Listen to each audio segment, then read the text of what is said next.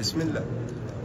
الحمد لله رب العالمين، والصلاة والسلام على نبينا محمد سيد الأولين والآخرين وإمام الأنبياء والمرسلين وقائد الغر المحجلين وعلى كل من صار على منواله إلى الدين. أما بعد، السلام الله عليكم ورحمة منه وبركاته جماعة المسلمين. عليكم السلام ورحمة الله. يوم ranar 19 daidai ga watan Ramadan shekara ta 1446 a cikin baka 19 dai ga watan Maris ko March 2025. to za mu dora kan inda muka tsaya da fata Allah ya dace da mu ya wafa Allah ya kara rayuwa albarka. wa iyyakum. Kafin tambayar da za ka karanto mutane suna ta magana kan zakar da kai ganin cewa a ƙarshen azumi za a fi wannan zakka. da abu guji wannan zakka dai wato daga sunanta za ka fahimci inda mata musa ba wasu ne kan ce mata zakar fit da kai. la'alla a yi mata ba haushi zakka ce da ke sa a fitar da kai daga cusa kai cikin abin da bai kamata Allah ba domin wanda bai bar batsa da ƙarya da gulma da kirbi da kissa da kitibi da mutum ba da lada ba, to akwai yiwuwar azumin shi ya zama da sartse ko ma ya yi gurguru. to la'alla saboda kwato kai daga wancan musibar ba wa shi ce zakar fil da kai. Allah ba amma abin ne ya ba da kama da kyau in kuma haka ba shi wani ne da lalle ya kyauta da wannan tasmiya zakar fil da kai a fitar da kai daga tsawon da ake cikin abin da azumin baya su. in ba ka sunta zakar fitr, zakar da ake yi bayan an zo dab da sallar hiri ta afuwa. wasu kan ce mata ayin zakar komo. wannan zakka ya ne wajibi ce da nassi na hadithi na shugaban halitta Muhammad salawatu rabbi salamu alaihi cewa zakar da kai hukuncin ta wajibi. da matan gane ko shi ne suka ce ita zakar da kai sadaqatun muqaddaratun ala kulli muslimin قبل صلاة العيد في مصالح معروفة. wannan tarifin haka ya zo a cikin mu'jamu lugatul fuqaha na Muhammad Rawiz al-Thal'aji wato ainihin da kuma Hamid Sadiq wato Funaybi. haka mujalla ta ainihin bincike akan fagen ilimi mujalladi na 62 shafin da 310. haka kuma sharhul bidaya mujalladi na 3 shafi na arbaniya da ainihin wato 400 da kuma 81. da ita zakar da kai hukuncinta kuma da na faɗa ɗazu wajibi ce da zakar da kai bisa ittifaqin mazhabobi na ainihin fito da yake da su dawo. Hanafiya sun ce wajibi ce da kai a dogon bayan su a cikin littattafai na ainihin wato Hanafiya. sannan kuma haka malikiya sun tabbatar da wajibci bisa cewa wannan hanafi a cikin alkafi fi fiqhi ahli madina na liman ibn abdul bar maliki mujalladin daya shafi 320. haka hashiya na al'adawi a cikin kifaya na akwari na al'adiyani mujalladin daya shafi 511. haka shafi'iyya aka yi da sauransu misali wannan kawai da aka taɓa wannan ne kaɗan. sannan kuma ita wannan zarga ta da ke musamman tambayar da ya wannan yaro da ke ciki jariri ana ɗaukar haihuwar shi a ramadan in aka tashi fidda da har da shi da sauran malaman suna ce a'a a matsayin wajibi bar da jariri amma a matsayin mustahabbanci abin su ina amma ba kamar kai da kake da rai in koyarwa aka yi shi ko da yana shan nono zakafin da ke karɓar da amma ɗan da bai su duniya ya ramu da masa ta yi raifar shi a wani kuma ita amma duk da aka rikin da dai rai ne an tabbatar watakila ma har an faɗi EDD a gani ko expected date of delivery suke faɗa shi ke nan sai aka gara musu an tsohon musu faɗi game da fitar da alaƙa da iya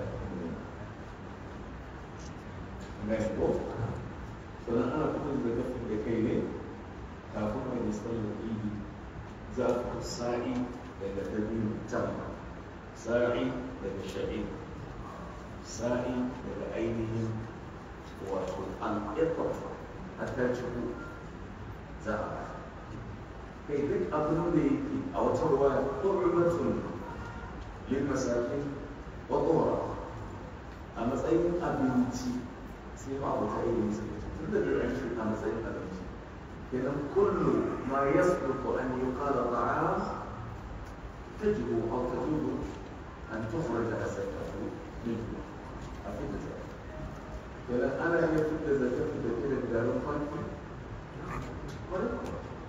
أليس طعام؟ طعام كانت يمكن كراسة ولا يمكن كودا irin wannan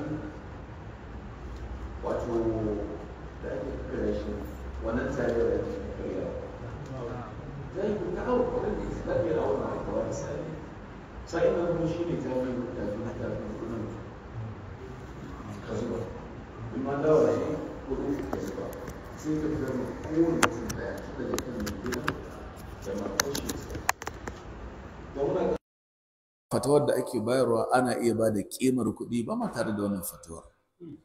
Darul Ifta na Misra sun faɗa, na Misra ma ba dalili ke gare su ba, ƙiyasi ne da hikima kawai ta su. Cewa ai babu.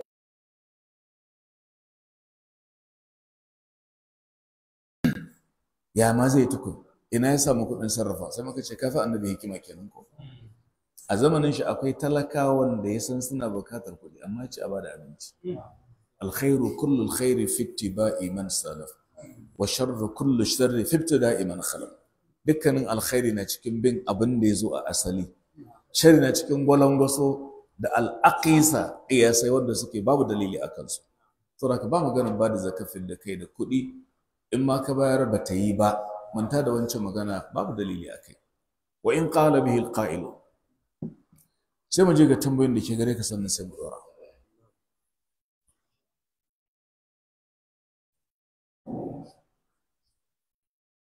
السلام عليكم ورحمة الله وبركاته.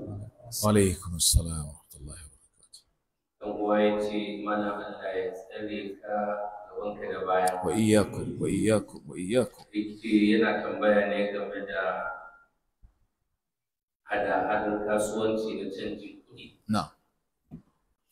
Ya ce shi yana zaune ne a ƙasa mai tsarki. Akan tura musu kuɗi naira ko sai ba ko abin da ya kama da haka sai bayan wajen kwana biyu ko sati ko kuma sai sanda mutum ya je sai a canza a bashi adadin kuɗin da ya gaba kuma mun ji a wajen karatu ana maganan hannu da hannu yaya hukuncin yake A har kullum shari'a tana son ta kawar da fitintunu tsakanin 'yan uwa masu imani da gusar da ashahana gaba da ƙwarnafe-ƙwarnafe a zuci shi yasa shari'a ta hana cinikin canjin kuɗi in bai zama to yaddan biyadin zan yi tafiya zuwa ƙasa kaza za ka je ƙasa kaza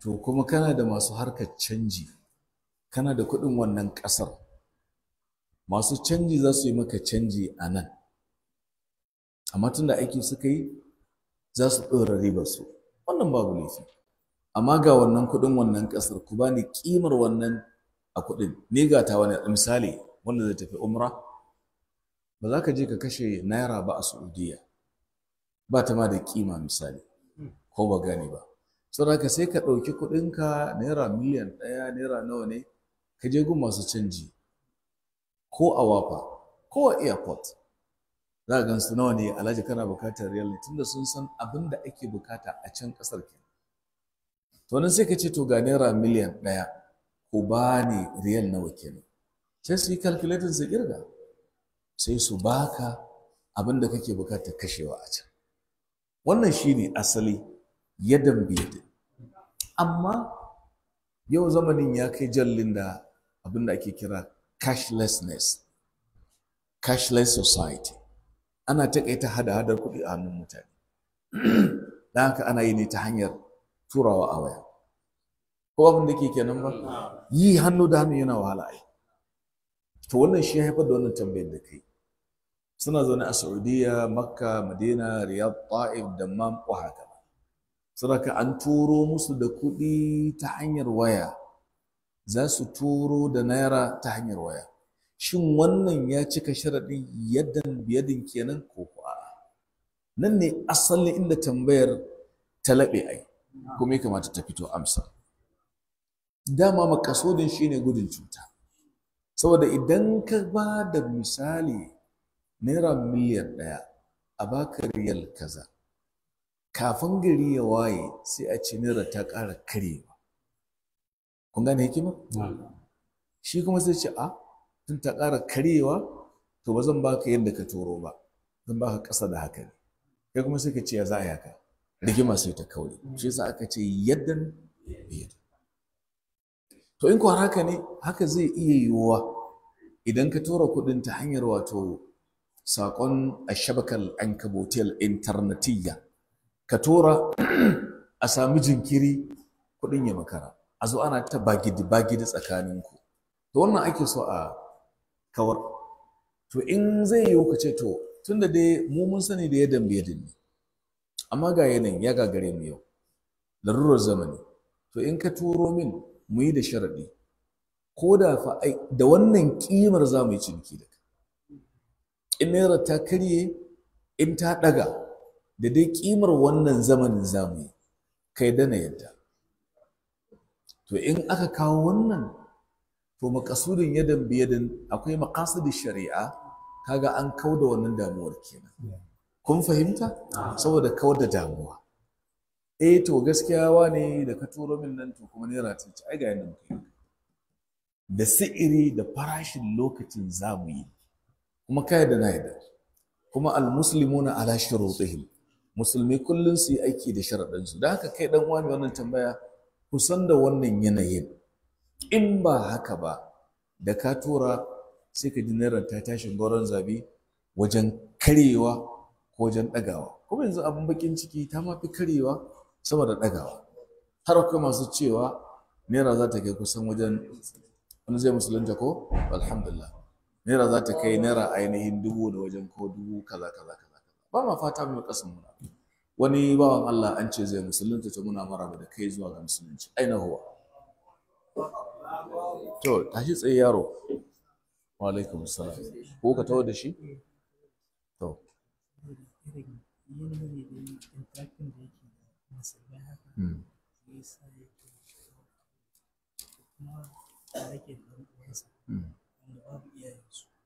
duk sun rasu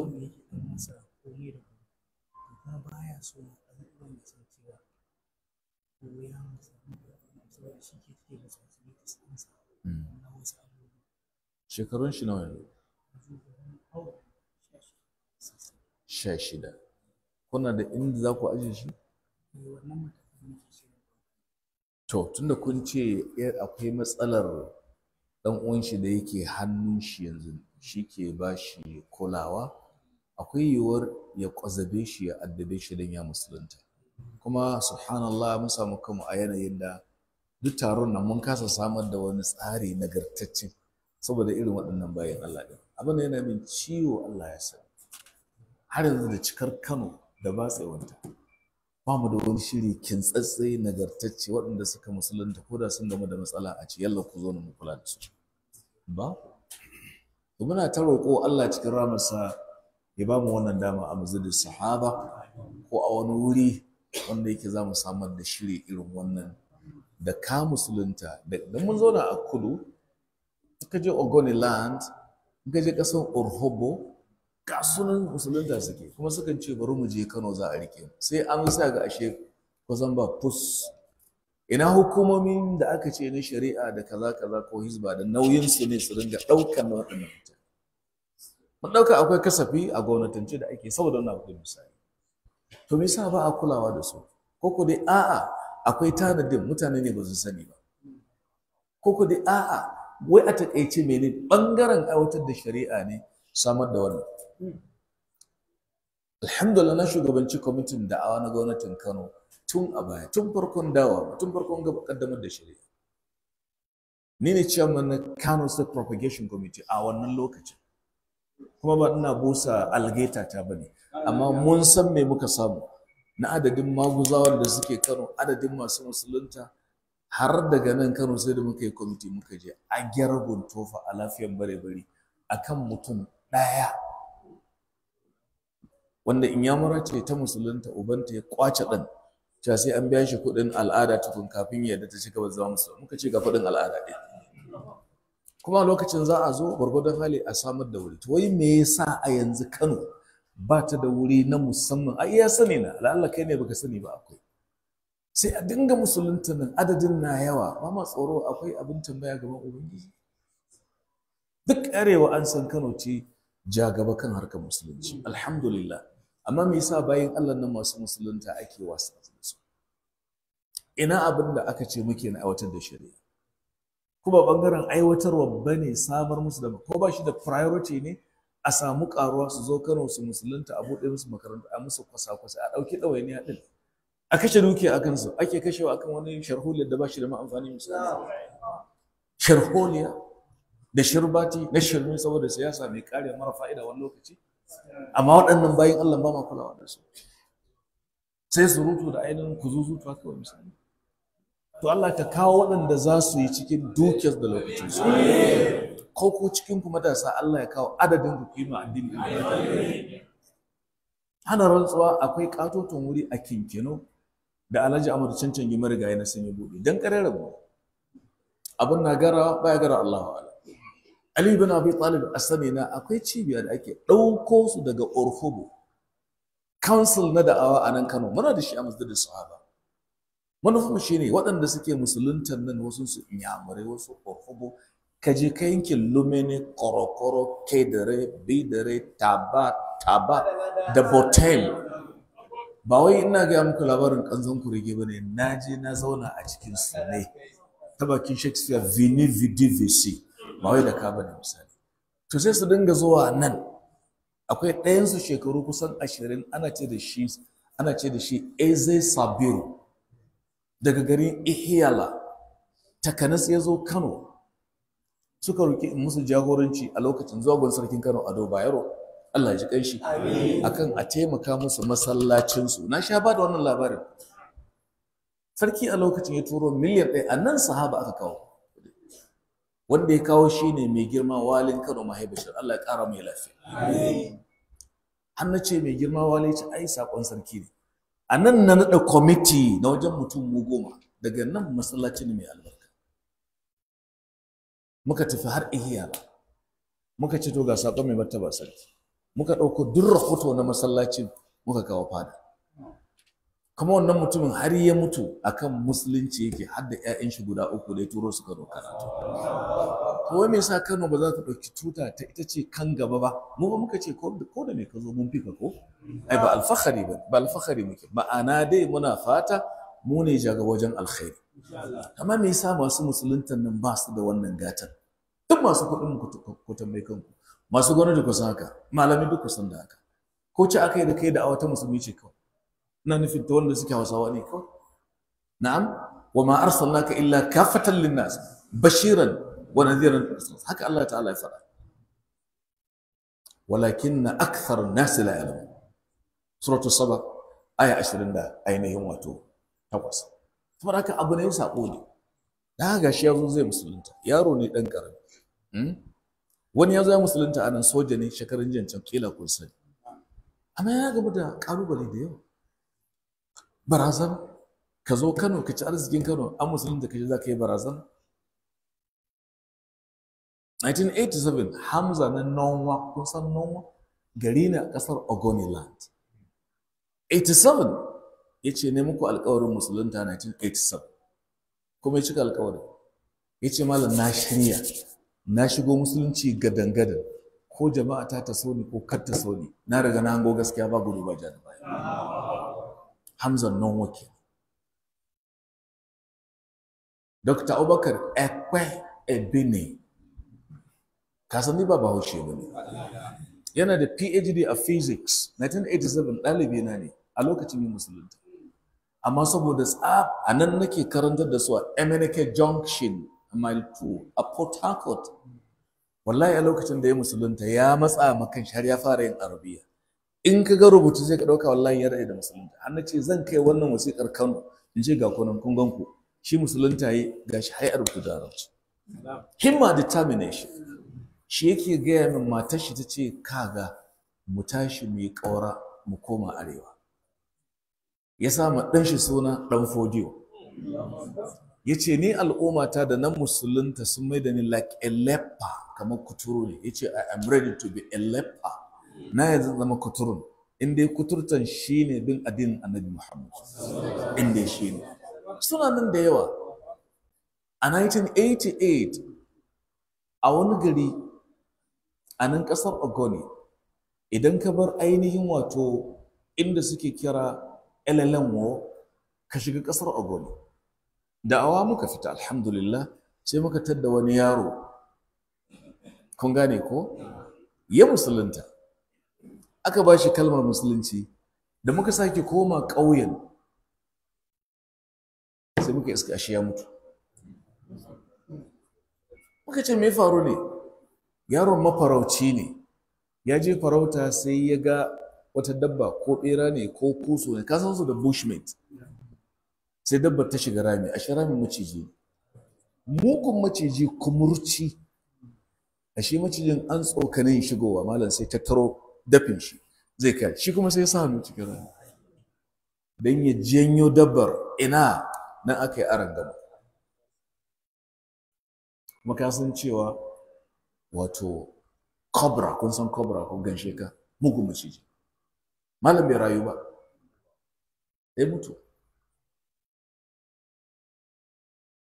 A Bori Ogoni, in kana da Bori Ogoni. Sai muka je gai da uwar. Muka ganta ta mutsu tana kuka. Tana my pikin, don't die for Muhammad Church. Make una collect all of them. Let them go to Muhammad Church. Kaji Muhammad Church. Wai ɗanta ya mutu a cocin Muhammadu. Ito ai zalika mablagu hamina abin da ta sani kenan. Sai kai mata faɗa a tafi a haka din. Sai ta ce ga sauran ƴaƴana na sallama su da cocin Muhammadu. Nan sai ka la'ance ta? La abin ta fahimta kenan. Ba abin da nake cewa da ku hanyoyi ne to da zaran sun sai ka guje Kano. Ku je Kano za a kula da ku. Sai yanzu a shiga duk abin ba haka. Ba mu da ainihin priority list ne? Na daga cikin jihohin da suka fara aiwatar da shari'a. Me yasa ake sakaci da masu musulunta? Ai wasu su ƙarya suke. Kai mai gaskiyar nuna gaskiya don ƙaryar tashi ta gushe mana. Kenan ƙaryar muke kenan. Kar ka tafi da nisa, hatta namu na kusa da maguza ma ana kulawa da su. Sai abubuwan da ba su da muhimmanci, fankama da ainihin fariya na shirme misali. Namu kowane abu da muhimmanci daidai irin na shi. Amma akwai abin da yake Laraba suna cewa idza ta'arada al-aham wal muhim fattaqdimu lil aham. When the important and more important clash, prioritize the more important. Idan muhimmi da mafi muhimmanci suka ci karo, ka ɗauki mafi muhimmanci. Karan tsawaita don kanmu ainihin ci abin nan su kuwa a filin tafsiri. Na faɗa ne saboda munasaba, kun gan shi yaro ne. Yazo zai musulunta. Kuma haka suke ta yi lokaci-lokaci. Wasu kila da gaske, wasu ba da gaske, ba ruwanka da wani. ka bayar kalmar musu ai ba taka bace ka roki Allah ya rike musu addinin su ina faɗin wannan sakon ne kai kunnin duk wanda zai kai wanda kuma ya ga ya damu da ya ce maka in ba mu damu ba Allah ka kawo masu damuwa sai Allah ka ba mu halin haka dan haka yaro sunan kawa kana jin Hausa ko to ila kai daga ina ne biyu ta ƙasar Borno to ila kai da can a wani addini kake na'am kabila kake nan babur wani addini kai da kirista ne kai roman catholic ne me ka sani game da Jesus wane ne Yesu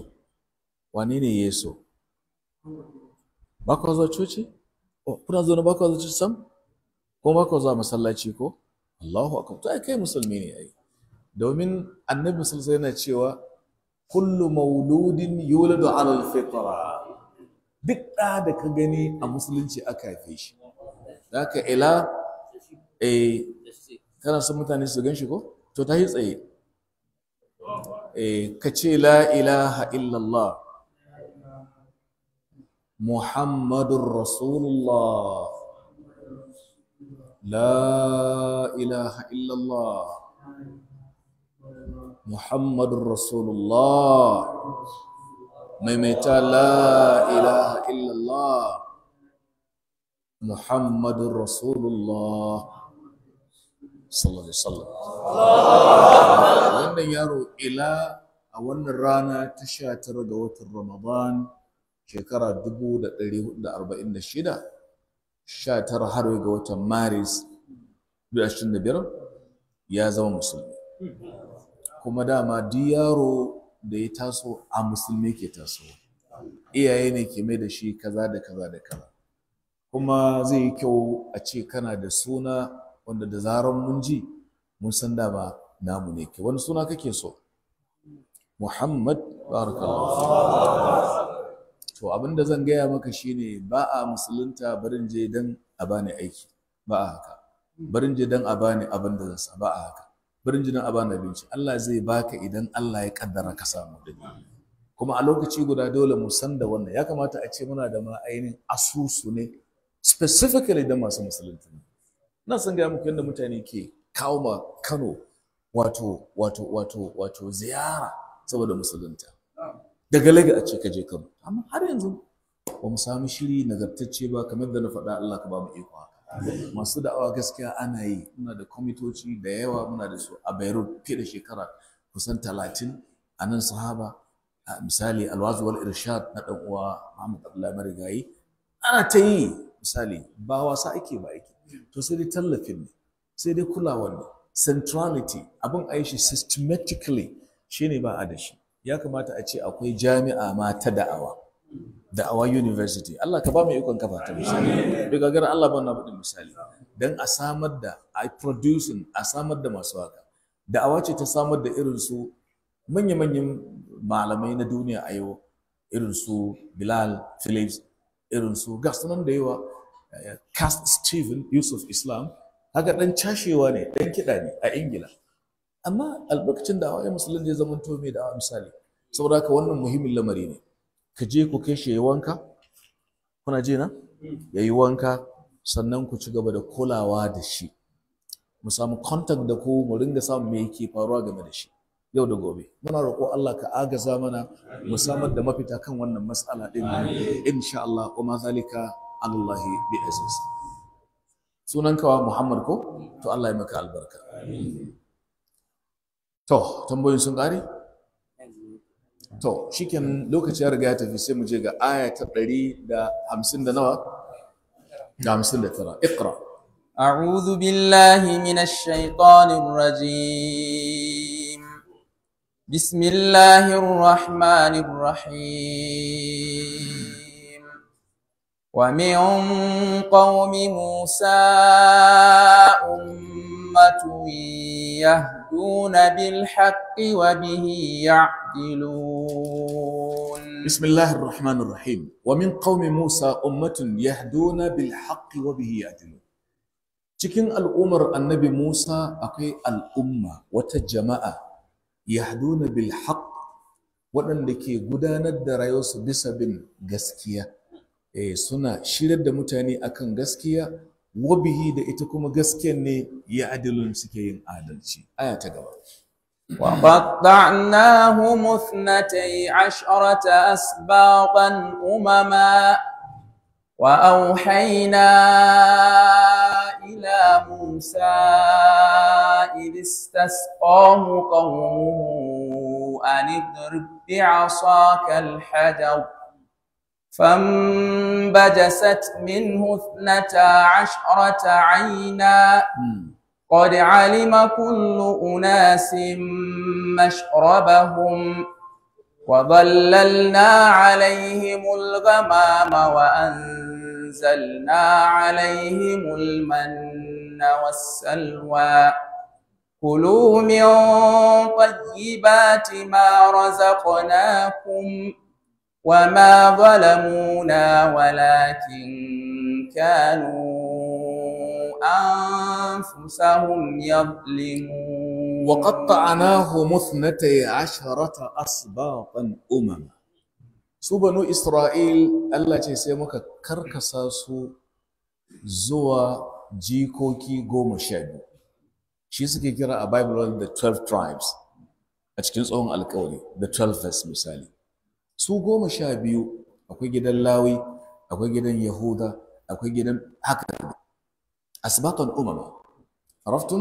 وأوحينا إلى موسى sannan muka yi wahayi zuwa ga Musa lokacin da mutanensa istasqahu qaumuhu da suka ce ya Musa muna so ainihin ubangiji ya ba mu ruwan sha istasqahu qaumuhu sai muka ce da Musa an darbi asakal hajar dauki sandar ka daki wannan dutsen da ya daki dutsen fambajasat minhu aina yana ɗaukan sanda da ya daki dutsen sai dutsen ya tsage gida 12 ka gane sai Allah ta'ala ce qad alima kullu unasin mashrabuhum ba su 12 bane aka bubbugo musu da idanun ruwa 12 kai daga wannan gidan kake ga mashayan ba mashaya negatively ba ga gun shan ruwan ku gane Hausar da kyau ina fata an gane ko kaga a nuna maka irin ni'imar da Allah ya musu ba a samu wata kabila da ke da family da aka musu irin gatan ba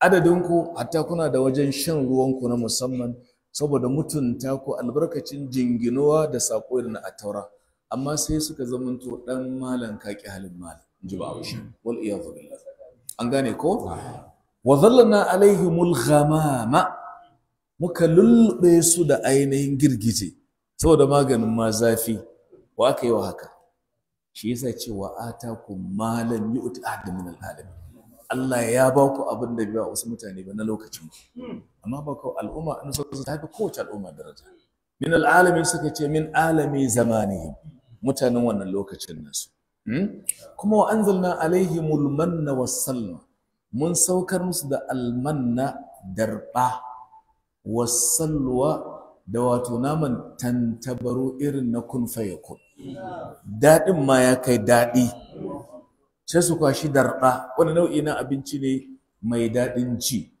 da kuma ainihin tattabaru an gane ko da sun bukata sai ga abinci kawai amma suka ce lan nasbira ala ta'amin wahidin mun gaji da abinci da abama min baqliya wa qithaiya wa fumiya wa adasi absaliya la ilaha illallah bakin kaza cika goge saboda muka saukar musu da almanna ina mai tawa darba wasalwa da naman tattabaru suka ce wani irin nau'in abinci ne yo daga sama yake sauko musu ina kai da wannan gatan ayo kulu min tayyibati ma razaqnakum ku ci daga dadadan abin da muka azurta ku kuma zalimuna ba mu zalunce su ba walakin kanu anfusahum yadhlimun sun kasance suna zaluntar kansu ne ko kai Allah ya ni'imta ka sai ka sarrafa ni'imar zuwa abin da yake sabo to wannan zaluntar kai ne Allah karka samu zalunci ka aya ta gaba malam وإذ قيل لهم اسكنوا هذه القرية وكلوا منها حيث شئتم وقولوا حطة وادخلوا الباب سجدا نغفر لكم خطاياكم نغفر لكم خطيئاتكم سنزيد المحسنين. آية 161 a cikin wannan sura mai lamba 7 suratu al-a'raf. wa idh qila lahum lokacin da aka ce da banu isra'il uskunu hadhihi al-qaryata wa kulu minha haythu shi'tum, haka ne, wa qulu hittatun al-aya. ku tuna lokacin da aka ce da su ku zauna a wannan alƙarya, wasu suka ce ita ce Jericho ko kuma Ariha. Jericho na Filistin an zaka misali. Aka ce da su ku zauna a wannan alƙarya wa kulu min haythu shi'tum, ku ci daga wannan alƙarya duk inda kuka ga dama, gabas ɗin da yamma, kudu, ku ci duk inda kuke so, haythu shi'tum. Amma wa qulu hitta, ku ce hitta. Ma'anin hitta, ya rabbana hutta anna dhunubana, hutta anna dhunubana wa khatayana. ku ce hitta, Allah ka sarayar, ka saukar, ka gusan mana da zunubanmu, abinda aka ce kenan. wadkhulul baba sujjada, ku shiga kuna yin kofa, ku shiga kuma kofar garin kuna masu sujuda. in kuka yi haka naghfir lakum khati'atikum, za mu gafarta muku kurakuranku da tuɓa-tuɓanku. tuɓa-tuɓai jam'in tuttuɓe, tuttuɓe ba tuntuɓe ba. tuttuɓe laifi mai muni ana ce da shi tuttuɓe, kalmar ba tuntuɓe ba. jam'i sai a ce tuɓa-tuɓai. to za mu gafarta muku tuɓa-tuɓan ko ka ce zunubanku, sanazidul muhsinin, za mu ƙara ladaddaki ga masu kyautatawa. Allahumma ja'alna minal muhsinin. hanal waqt lokaci yawwa faddal. فبدل الذين ظلموا منهم قولا غير الذي قيل لهم فأرسلنا عليهم رجزا من السماء بما كانوا يظلمون. فبدل الذين ظلموا منهم قولا غير الذي قيل لهم.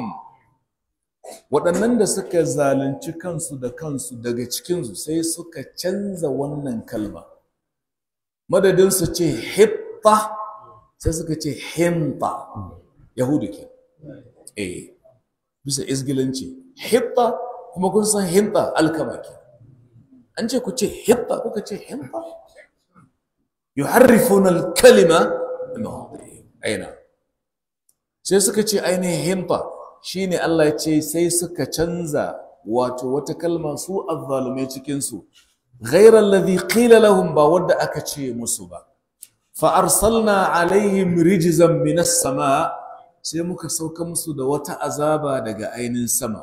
bima ay bisababi alladhi, ma imma mausuliya ko ma imma masdariya, an gane ko. bima أي بسبب الذي اسم الموصول، قوكما بظلمهم كنا شيني ما كانوا يظلمون، سوى أبن دسك كسنتي صنعي نزل تركنسو دكنسو. نعم. واسألهم عن القرية التي كانت حاضرة البحر إذ يعدون في السبت إذ تأتيهم حيتانهم يوم سبتهم شرعا ويوم لا يسبتون لا تأتيهم كذلك نبلوهم بما كانوا يفسقون. واسألهم عن القرية التي كانت حاضرة البحر إذ يعدون في السبت إذ تأتيهم حيتانهم يوم سبتهم شرعا ويوم لا يسبتون لا تأتي. shi za karka tsaya a yasbitun kai isa ne ka ce zaga jimin ya halatta ka tsaya ko ka wuce. tayyib, ka tambaye su dangane da wannan alƙarya, wannan ƙauye da suke kira Aila. ƙauye ne wanda ke kusa da teku, bank of the river, don akwai mutanen da suke riverine area, ko mu a Najeriya ko ƙauyukan da ke gabar teku ana kiransu hadiratul bahar. to banu Isra'il suna da wannan ƙauye, mutanen Aila, waɗanda suke zaune a yankunan da ke da ainihin alaƙa ko kusaci ko makwabtaka da kogi. Idh ya'duna fi sabti, lokacin da suke wuce iyaka a as-sabt. As-sabt ita ce asabar. As-sabt rana ce mai tsarki a addinin Yahudawa. Shi yasa ko aiki ba sa yi. To da yake su ne jagoran duniya, sai suka mai da asabar ita ma ranar hutu ne hatta ƙasashen da ba addinin Yahudanci suke yi. Yanzu a Najeriya asabar tana da gata sama da Juma'a, tare da ba ma hutu ranar Juma'a. Ita amma in ka koma a gwamnatance, me yasa asabar ke da fada da kima a gwamnatance? Juma'a ba ta da wani dama ɗin. Ana sa jaraba ranar asabar? Me yasa kuke sa ranar Juma'a to? Suke da ta cewa ko? Lahadi ta Kirista, asabar ta su. Ba ina cewa da kai mu dama muna huturan Juma'a ba. Na sha faɗin wannan magana. Amma magana muke yi a gwamnatance, to me yasa ake kimanta asabar Juma'a fa? Ko da ba ranar hutu bane, me yasa Allah yana cewa idan an yi kira dan saljuwa fas'au ila dhikrillahi wa dharul bay', ku yi maza ku je zikiri, sallah kenan, ku bar ciniki. Ko ka kira shi hutu ko ba hutu ba dai ka daina aiki a lokacin. Amma sai a sa ma yara jarraba a lokacin. Kuna da shugabanni da suke da kishin addini, yasa kuke shiru akan wannan? Me yasa? Suka Yahuda, akwai bai Yahudan da ko bayro baya tabawa ranar asabar. Rana ce a wurinsu very sacred, sanctimonious a wurinsu. To saboda haka sai Allah ce to kar ku yi farauta kifi ranar asabar dan a jarraba su. Kamar sai Allah ce idh ya'duna fi sabt, suka dinga wuce iyaka ranar asabar. Idh ta'tihim hitanuhum yawma sabtihim shurra'a, sai kuma Allah ya jarrabe, sai Allah ya dinga koro kifayen a jere. Allah da jarraba yake. Ba an hana ku ba? Taurin kai ba? Asabar kar ku yi. Aka rubuta kash kash, suka kifin Allah. Su ba abin su yi ba, su keta alfarwar asabar. Sai suka yi dabara, sai suka je ranar Juma'a da daddare, sai su kakkafa, me za ka ce kenan? Wato ainihin fatsa kenan ko ka ce ainihin abin nan raga irin ta kama kifi. To ai mu asabar Allah ya hana. Mu baran Juma'a muka sa daddare, muka je muka yi ta baccin mu. To kaga Allah ya haramta, idan ya haramta ba kai ma abin dabara. To Allah zaka zo mata bayan fage kenan. Yahudu mugun kaya. Yahudu tuba babu. An gane ko? Sai suka ringa zuwa, kifin na zuwa, ista'tihim hitanuhum yawma sabtihim shurra'a wa yawma la yasbituna la ta'tihim. Ran da ba asabar ba sai kifin ya kafa. A nemi kifin a rasa. Me yasa aka musu haka? Sai Allah ce kadhalika balawnahum bima kanu yafsukun.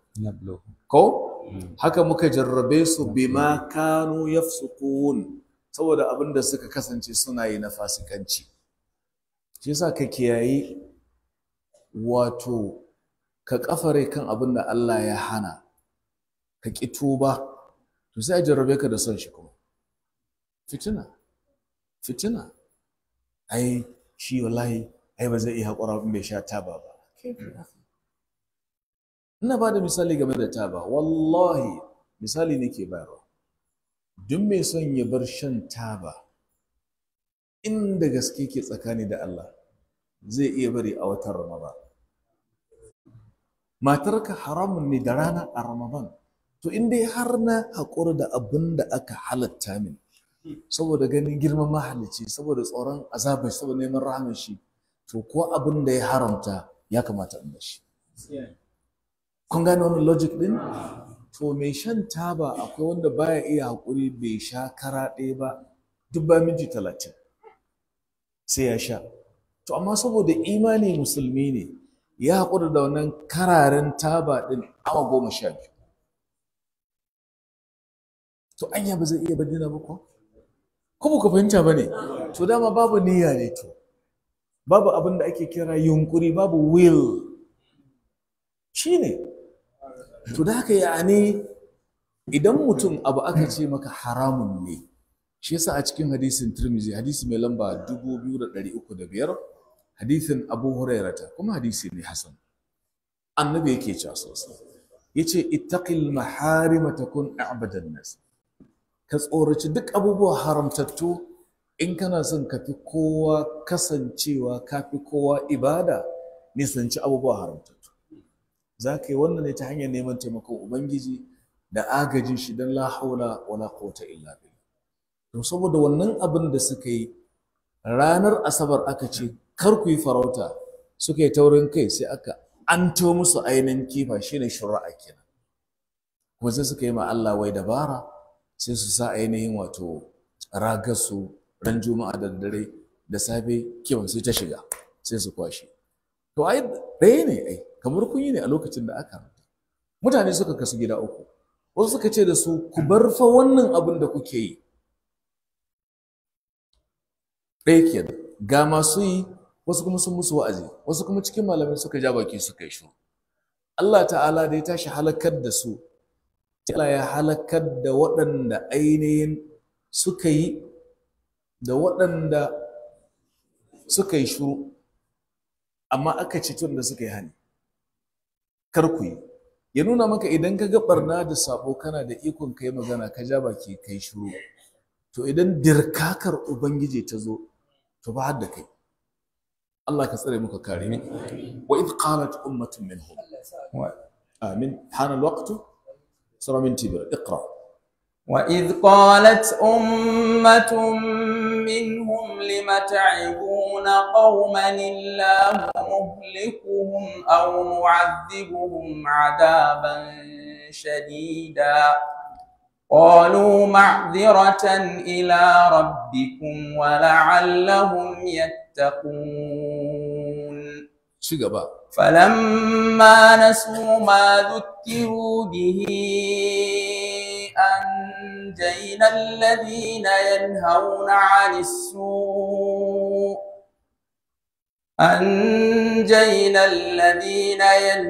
عن السوء وأخذنا الذين ظلموا بعذاب بئيس بما كانوا يفسقون.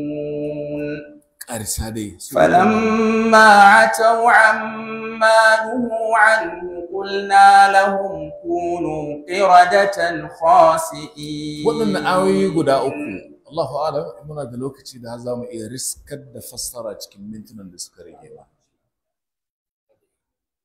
Zai yiwu? To ko ne na bukatar sharhi ayi. Tayyib. To amma mu ɗauki aya ta 164. Sai wasu mutane cikinsu suka ce, shine wa idh qalat ummatun minhum lima ta'idhuna qawman, suka ce dan me kuke bata lokaci kuna musu wa'azi, ku kun san an hana su wannan farautar kuma kun zo kuna musu wa'azi, dan me kuke bata lokaci, ba su san haramun bane?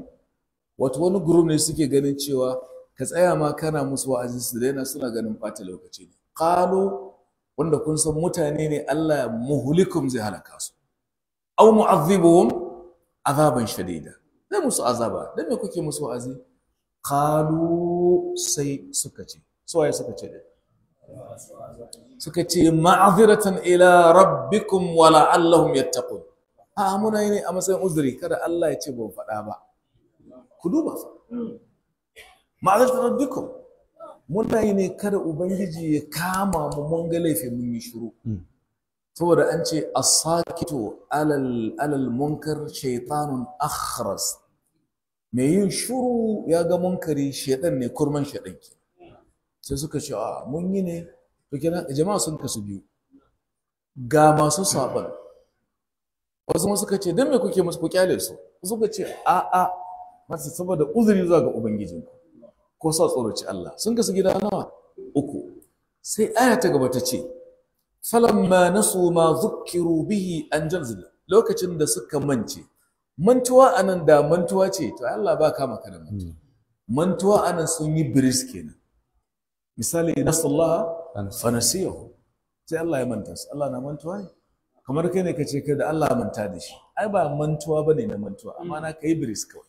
ba muna faɗa ba saboda lokacin da suka yi biris da abin da aka yi musu wa'azi da shi me faru an jayyana alladhina yanhauna an su sai muka ceci waɗanda suka hana mummunan aiki kaga waɗanda suka ce ma'aziratan din nan sun wuce kenan wa akhadna alladhina zalamu bi azabin ba'isin bima kanu yafsukun waɗanda suka yi zalunci din sai muka damƙe su da azaba mai muni saboda fasikancinsu waɗanda ba su yi wa'azin ba malamai suka ce an yi shiru an haɗa hada su an halakar da su wallahi ma sun kasu gida uku shine ashabu as-sabt kenan ashabu as-sabt na'am su ne 'yan ƙauyen Aila a Palestine abin da faru da su kenan kar ku yi farauta ranar asabar inda rana ce mai tsarki gare ku doka ce sai suka kauce suka yi dabara yadda dai bayani ya riga ya gabata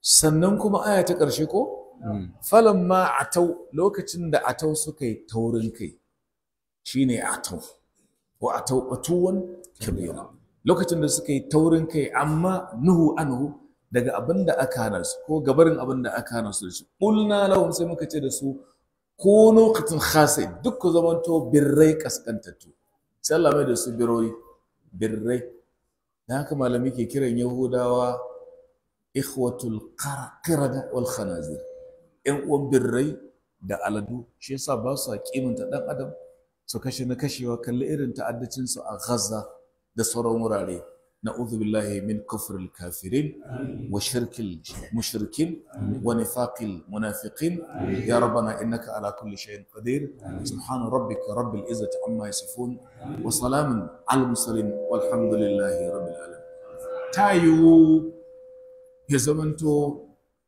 Dr. Abdullah Yankaba zai ci gaba da tafsiri gobe tunda ni akwai yiwuwar tafiya umra yau ko gobe kuma in tafiya ta zo bisa larura ne in ba ka ban saka ba wallahi to amma kasancewa an ɗora min nauyi a hukumar alzai ta ƙasa ina wakiltar northwest to akwai abin da suke kira zuwa pre-hajj visit a kalli dokokin da ke akwai to nauyi ne a kaina ina wakiltar region ɗina to wannan zai sa dole in tafi saboda haka idan komai ya tabbata to shi kenan ba zan samu abin nan ba malam zai ƙarasa kamar da ya yi 2023 da Allah a bashi duk haɗin kan da aka bayar a shekarun baya Allah ya muku albarka ya samu dace in kuma ba ta yiwu ba to muna nan gobe insha Allah wassalamu alaikum warahmatullahi wabarakatuh